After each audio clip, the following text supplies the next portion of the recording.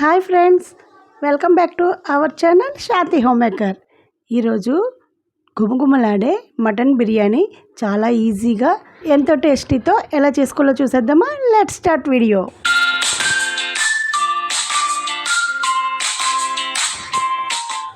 ముందుగా ఒక 3/4 కిలో ఉండే బియ్యం ఒక కప్పులో కొలత పెట్టుకొని ఇవి వాటర్లో వేసి 2 సార్లు నీట్గా కడిగేసుకోవాలి. ఇలా నీట్గా కడిగేసుకొని 1 గంట నాననిచ్చుకోవాలి. ఇప్పుడు 3/4 కిలో మటన్ తీసుకోవాలి. దీన్ని కూడా శుభ్రంగా క్లీన్ చేసుకొని ఇందులో 1 స్పూన్ అల్లం వెల్లుల్లి పేస్ట్ వేసుకోవాలి. ఇందులోనే రుచికి సరిపడేంత ఉప్పు, 2 స్పూన్ల కారం. ఇది చిన్న స్పూన్ కాబట్టి 2 స్పూన్లు వేసాను. పెద్ద స్పూన్ అయితే 1 ఫుల్ స్పూన్ కారం వేసుకోవాలి. కొంచెం పసుపు వేసుకున్న తర్వాత ఇందులో 1 కప్పు పెరుగు వేసుకోవాలి. పెరుగు పులిసింది అయితే బాగుంటుంది.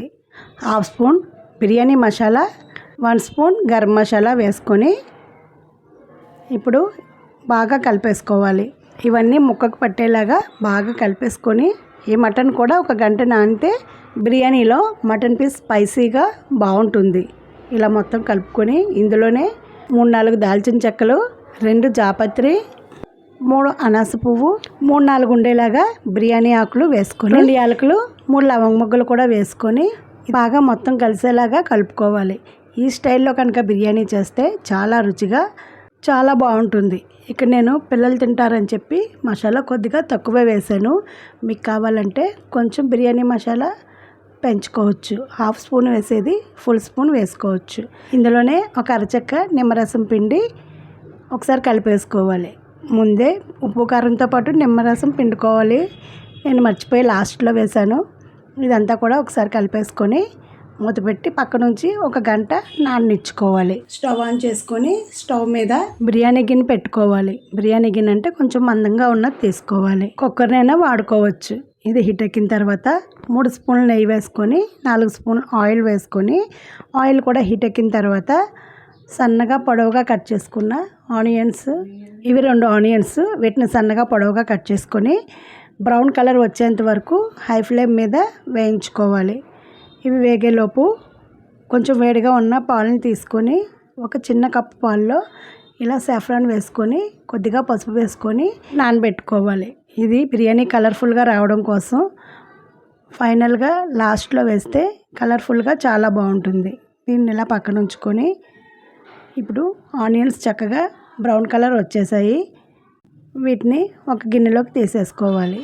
ఈ బ్రౌన్ ఆనియన్స్ వేయడం వల్ల బిర్యానీ చాలా రుచిగా ఉంటుంది. ఇవి మొత్తం తీసేసుకున్న తర్వాత అదే ఆయిల్లో 1 ఉల్లిపాయని పొడవుగా సన్నగా కట్ చేసుకొని వేసుకొని ఒకసారి ఫ్రై చేసుకోవాలి.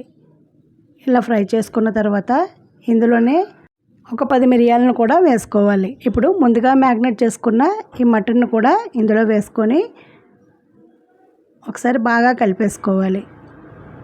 మటన్ బాగా వాటర్ అంతా ఇంకిపోయే వరకు బాగా ఉడికించుకోవాలి. ఇదంతా ఒకసారి బాగా కలుపుకొని హై ఫ్లేమ్ మీద మూత పెట్టి 10 నిమిషాలు ఉడికించుకోవాలి. మటన్ బాగా ఉడికితేనే బిర్యానీ రుచి బాగుంటుంది. ఇలా 10 నిమిషాల తర్వాత మూత తీసి ఇలా కలిపేసుకోవాలి. ఇలా వాటర్ అంతా ఇంకిన తర్వాత ఇందులో 2 కప్పులు వాటర్ వేసుకొని మూత పెట్టి ఉడికించుకోవాలి. అదే కుక్కర్లో అయితే కనుక 1/2 కప్పు వాటర్ వేసుకుంటే సరిపోతుంది. ఇలా వాటర్ వేసుకొని మూత పెట్టి దగ్గర పడేంత వరకు ఉడికించుకోవాలి. ఇప్పుడు పక్క స్టవ్ మీద బియ్యానికి ఎసరు పెట్టుకొని ఇందులో 3 యాలకులు, 3 లవంగ మొగ్గలు, 3 దాల్చిన చెక్క వేసుకొని బాగా మరిగించుకోవాలి. ఈ వాటర్ బాగా మరిగిన తర్వాత ముందుగా కడిగి నానబెట్టుకున్న ఈ బియ్యాన్ని ఇందులో వేసుకోవాలి. నాకైతే కొంచెం ఇరుకైంది ఈ గిన్నె. కొద్దిగా ఖాళీగా ఉన్న గిన్నెలో వేసుకొని రైస్ని 50% కుక్ చేసుకుంటే సరిపోతుంది. ఒక పక్క మటన్ కూడా చక్కగా ఉడికింది.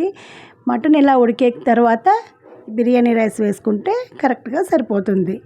బిర్యానీ రైస్ కూడా మనకి కరెక్ట్గా 50% ఉడికింది. ఇలా ఉడికిన ఈ బిర్యానీ రైస్ని ఈ మటన్ కర్రీ మీద వేసేసుకోవాలి. దీన్ని ఇలాగ లేయర్స్ లాగా మొత్తం వేసేసుకొని బిర్యానీ గిన్నె వెడల్పాటు తీసుకున్నాను కాబట్టి ఒక లేయర్ వేసుకుంటే సరిపోతుంది. లేదంటే సగం కూర తీసుకొని ఒక లేయర్ వేసి మళ్ళీ మటన్ కర్రీ వేసి మళ్ళీ పైన వేసుకోవచ్చు.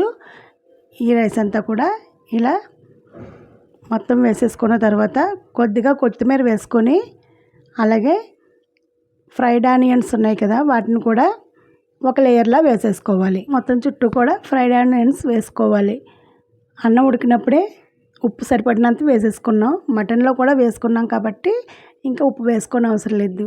ముందుగా కలిపి ఉంచుకున్న ఈ సాఫ్రాన్ వాటర్ కూడా ఇలా చుట్టూ వేసుకుంటే బిర్యానీ మంచి కలర్ఫుల్గా ఉంటుంది.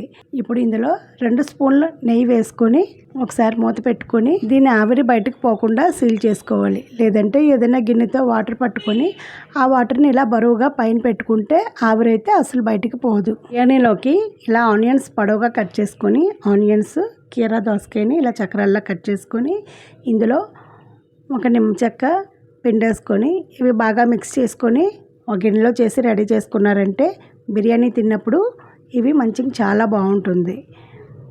వీటిని ఒక గిన్నెలో వేసి పక్కన ఉంచుకోవాలి. బిర్యానీ అయితే రెడీ అయింది. ఇప్పుడు ఒకసారి మూత తీసి చూసేద్దాం. మంచి ఫ్లేవర్తో గుమగుమలాడుతూ మటన్ బిర్యానీ రెడీ అయింది. ఒకసారి దీన్ని మొత్తం కలిపేసుకోవాలి.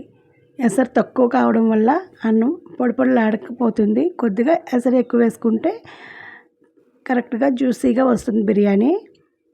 ఇందులోనే స్పైసీగా రావడం కోసం పచ్చిమిరపకాయలు లాస్ట్లో వేసుకుంటే తిన్నప్పుడు బాగుంటుంది. ఈ పచ్చిమిరపకాయలు లాస్ట్లో ఒక 4 పచ్చిమిరపకాయలు ఇలా కట్ చేసి వేసుకొని బిర్యానీ మొత్తం కలిపేసుకొని సర్వ్ చేసుకోవడమే. ఈ బిర్యానీ టేస్ట్ అయితే చాలా బాగుందండి. నా స్టైల్లో చేసిన ఈ బిర్యానీ మీకు నచ్చింది అనుకుంటున్నాను. నచ్చితే కనుక ఒకసారి ట్రై చేసి ఎలా వచ్చిందో కామెంట్ సెక్షన్లో తెలియజేయడం అసలు మర్చిపోవద్దు. మీరు కూడా ఎలాగైనా చేస్తారా?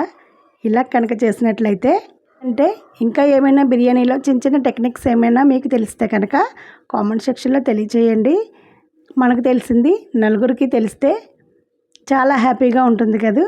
ఈ బిర్యానీకి సైడ్ డిష్ ఏమీ అవసరం లేదండి. ఒక కీరా ఆనియన్స్తో కలిపి తింటే చాలా రుచిగా ఉంటుంది. చివరిగా చిన్న టిప్, నచ్చితే ఒక లైక్ ఇవ్వడం మర్చిపోవద్దు. ఎన్ని పనులున్నా సరే ఈ సమ్మర్లో పిల్లలు ఇంట్లో ఉంటారు కాబట్టి వాళ్ళతో ఎక్కువ టైం స్పెండ్ చేస్తే వాళ్ళకి మనకు కూడా హ్యాపీగా ఉంటుంది. ఈ వీడియోని ఎక్కడ స్కిప్ చేయకుండా చూసినందుకు చాలా థ్యాంక్స్.